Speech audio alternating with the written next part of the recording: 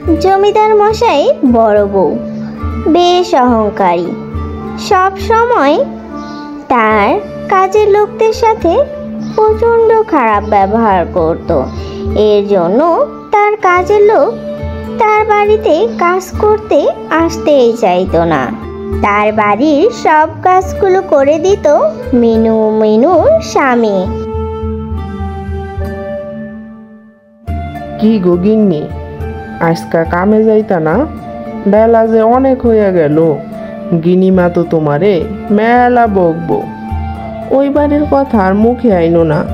গিনিমার যে মুখের কথা, আমার আর কাম করতে একদমই ভালো লাগে না। আল্লাহ যে কেন আমাকে গরিব বানাইছে, তোমারে আমারে ওই বাড়িতেই মনে হয় পুরো জীবনটা আমাকে খাইতে মরতে হইব। ঠিকই কইছো গিন্নি, আমাকে বাপ দাদারা সবাই তো জমিদার গো, জমি চাষবাস কইরাই খাইয়া পইরা থাকলো। তবে আগেকার গিনিমারা এমন ছিল না, তারা বেশ ভালাই ছিল। নাহলে কি বাপ দাদারা কাম কাজ করে খাইতে পারতো? এখন যে গিনিমা আছে জমিদার বাড়িতে, তখন যদি এই গিনিমা থাকতো, তোমাকে তাইলে আর ভাত খাইয়া মরতে হইতো না, তোমরা এমনিই থাকতে হইতো। আমার আর ভালো লাগে না। গিনিমার বাড়িতে গেলেই একটার পর একটা কাম দিতেই থাকে। কামে যদি একটু 19-20 হয় তাইলে বকাবকি, এমনকি গায়েও হাত তোলে। আমি ঠিক করে ফেলছি, আমাকে যদি আর কিছু টাকা হয়, নিজেরাই একটা গরু কিনা তারপরে সেইটাই তুমি মাঠে চড়াইবা। দরকার হয় 2 বেলার জায়গায় আমরা 1 বেলা খাইয়া থাকুম। তারপর ওই অত্যাচারী গিনিমার বাড়িতে আর কাজ করুম না। ঠিক আছে বউ, আমারও তোমারে এত কষ্ট দেখতে আর সহ্য হয় না। আমগো কিছু টাকা হইলে তুমি আর আমি বাড়িতেই কাজ কাম করমু। এখন তো তাড়াতাড়ি চলো, গিনিমা আমাকে দুইজনেরই মেলা বকা বকবো। আজকে কিন্তু অনেক দেরি হয়ে গেছে, চলো চলো। আজকে যে আমাকে দুইজনে কি আবার কইব, দেখবা গেলেই বকবকানি শুরু করে দিব। বেলা কত হলো, এখনো মিনু আর মিনুর স্বামীর আসার কোনো নাম গন্ধই নেই। গরুগুলো মাঠে চড়াতে হবে, আর ঘরে এখনো বাসি কাজের অভাব নেই। ওর তো আসার এখনো কোনো নাম গন্ধই নেই। প্রতি মাসে মাসে টাকা তো ওরা কম নেয় না, তারপরও কাজে শুধু ফাঁকি আর ফাঁকি। প্রতিদিনই কিছু না কিছু অজুহাত দিয়ে থাকে। আর ওই তো দেখা যাচ্ছে নবাব জাদি তার স্বামীর সাথে হাঁটি হাঁটি পাপা করে আসছে। দেখি কি বলে এসে আমাকে। গিনিমা, আজকে অনেক দেরি হয়ে গেছে গা। কালকা তো আপনাকে বাড়ি থেকে যাইতে যাইতে অনেক রাত হয়ে গেছিল। বাড়িতে যায়া রাইন্দা খায়া দুইজনেরই ঘুমাইতে ঘুমাইতে প্রায় আজান দিয়ে দিছিল। তারপরে যে কখন যে চোখ দুইটা বুইজা গিয়েছিল আর কইতেই পারি না। হরে মিনু, আজ এই বাহানা, কাল ওই বাহানা। প্রতিদিনই তো তুই আর তোর স্বামী কিছু না কিছু বাহানা তোরা দিয়েই থাকিস। টাকাগুলো নেবার সময় তো ঠিকই একটি টাকাও কম নিস না, আর যেই কাজ করতে বলি অমনি তোদের বাহানার শেষ থাকে না। আজ তোদের জমিদার মশাই বাড়িতে আসুক, আজই তোদেরকে এ বাড়ি থেকে বের করে দেব। কাজের লোকের তো অভাব নেই, তোরা আমার খেয়ে আমার পরে আবার আমারই কাজ করিস না ভালো করে।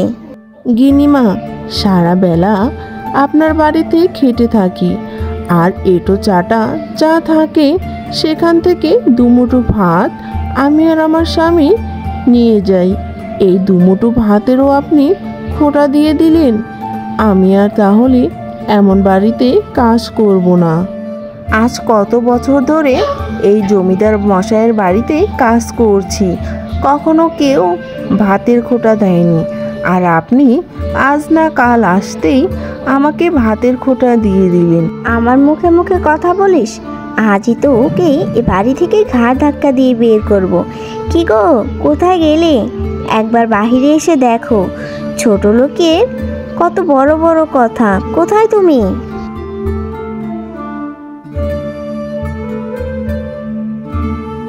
কি হয়েছে গিন্নি? সকাল সকাল তুমি বাড়িঘর চেঁচিয়ে মাথায় তুললে কেন? কি রে মিনু, তুই কি কোনো কাজে ভুল করেছিস নাকি? শোনো, আমাদের বাড়ির জন্য নতুন কাজের লোক আনবো। মিনুকে আর মিনুর স্বামীকে এক্ষুনি এ বাড়ি থেকে বের করে দাও। ওদের জন্য আমার বাড়িতে আর কোনো কাজ নেই। মিনু প্রতিদিনই কাজে দেরিতে করে আসে, আর কিছু বললেই মুখে মুখে তর্ক করে। টাকা নেবার সময় তো ঠিকই গুনে গুনে টাকা নেয়, আর দেখো কিছু বললেই মুখে মুখে তর্ক করা শুরু করে দেয়। তাই আমি ওদেরকে এখনই বাড়ি থেকে বের করে দেব, যেন না খেয়ে ওরা মরে যায়। তখন ঠিকই দেখবে আমাদের কাছে এসে আবার কাজ চাইবে। কি রে মিনু, তোর গিনিমা যা বলছে তা কি সত্যি? আর গিন্নি শোনো, ওরা আমাদের বাড়ির অনেক পুরানো আর বিশ্বস্ত লোক। ওদেরকে বাড়ি থেকে বের করে দেওয়া আমাদের একদমই উচিত হবে না। ওদের বাপ দাদা সবাই আমাদের বাড়িতে কাজ করে খেত, আর ওদের পেটে আমরা যদি এখন লাথি মারি তাহলে কিভাবে ওদের সংসার চলবে? আচ্ছা মিনু, তুই বল তো দেখি কি হয়েছে? আমার কি তোমার কথা বিশ্বাস হচ্ছে না? তুমি আবার মিনুকে কি জিজ্ঞাসা করছো? ওরা হচ্ছে চোর, চোরের দল। প্রতিদিনই খাবার চুরি করে নিয়ে যায়, তাই আমি ওদেরকে বাড়ি থেকে বের করে দিচ্ছি।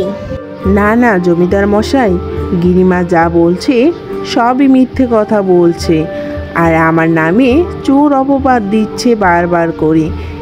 গিনিমার সাথে আমি সারাদিনই কাজ করি। গিনিমার রান্না বান্না করা, কাপড় চোপড় ধোয়া, গরুকে খাওয়ানো, সব কিছুই আমি নিজে একা হাতে সামলাই। আর যা এঁটো পাতা থাকে সেই খাবারগুলো আমি আমার স্বামীর জন্য বাড়িতে নিয়ে যাই। আজ 2 দিন যাবৎ এ বাড়ি থেকে যেতে যেতে আমার অনেক রাত হয়ে যায়। তখন রান্না করে খেতে বড্ড দেরি হয়ে যায়। সকালে ঘুম ভাঙতে অনেক দেরি হয়ে যায়, আর যখনই আসি তখনই গিনিমা বকবকানি শুরু করে দেয়। তাই ভাবছি জমিদার মশাই, আমি তো অনেক দিন আপনার এই বাড়িতে কাজ করলাম। আমার যদি কোনো ভুল ত্রুটি হয়ে থাকে আপনি আমাকে ক্ষমা করে দিন। আমি আর আপনার বাড়িতে কোনো কাজ করব না। আমি বরঞ্চ এক্ষুনি আপনার বাড়ি থেকে চলে যাচ্ছি। আমার স্বামী দুমুঠো যদি ভাত নাও দিতে পারে তাও আমার কোনো সমস্যা নেই। আমি চলে যাচ্ছি, আপনারা অন্য কাজের লোক খুঁজে নিন। এ বাড়িতে থাকার চেয়ে না থাকাই অনেক ভালো। ছি ছি গিন্নি, তুমি এতটা নিচে নেমে গেছো? শেষ পর্যন্ত বাড়ির কাজের লোকের সাথে এত দুর্ব্যবহার করলে, যা আমি নিজে চোখে না দেখলে বুঝতামই না। তুমি অনেক স্বার্থপর গিন্নি, নিজের জন্য তুমি সব কিছুই করতে পারো। যাও, সকালে রান্নাটা তাহলে করে ফেলো। সে কি কথা? আমি কেন সকালে রান্না করব? তুমি কাজের লোক খুঁজে নিয়ে আসো, আমি রান্না করতে পারবো না। এসব কথা নিয়ে তাদের মাঝে তুমুল ঝগড়া সৃষ্টি হয়। পরে জমিদার মশাই সেখান থেকে চলে যায়। ওইদিকে মিনু আর মিনুর স্বামী তাদের বাড়ি থেকে কাজ ছেড়ে দিয়ে বেশ সুখে শান্তিতেই দিন কাটাতে লাগলো। জমিদার বাড়ি থেকে কাজ ছেড়ে তাদের বেশ ভালোই হলো, তারা বেশ খুশি হয়ে রইল। জমিদার আর জমিদারের বউয়ের রোজই ঝগড়া ঝামেলা লেগেই থাকতো। তারপর তারা সিদ্ধান্ত নিল তারা মিনুকেই আনবে, কিন্তু মিনু তো তাদের বাড়িতে আর কখনোই আসবে না। তাদের যে গরিব হলেও মান সম্মান আছে।